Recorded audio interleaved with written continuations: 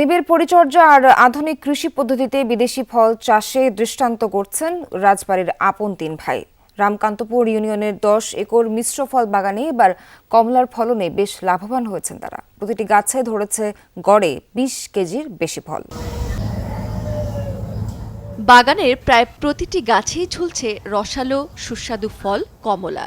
এই মিশ্র ফল বাগানটির মালিক তিন ভাই। করোনাকালীন বিকল্প আয়ের উৎস হিসেবে রাজবাড়ীর রামকান্তপুরে প্রায় 10 একর জমিতে কমলা সহ বিভিন্ন ফল চাষ শুরু করেন তারা।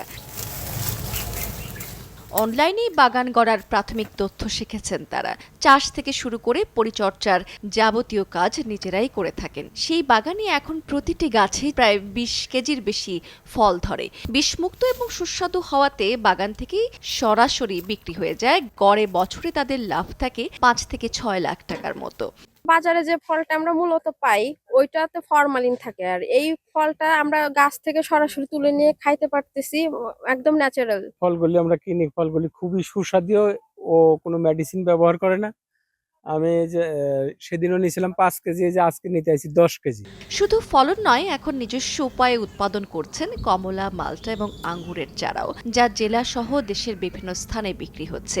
3 ভাই একটা সিদ্ধান্ত নিলাম যে ফলের বাগান করব। তা আমরা খুব দ্রুত পরিষ্কার করে এটা ফলের বাগান করছি 5 বছর যাবত। তা এর ভিতরে 1 বছর পরেই ফল আসছে।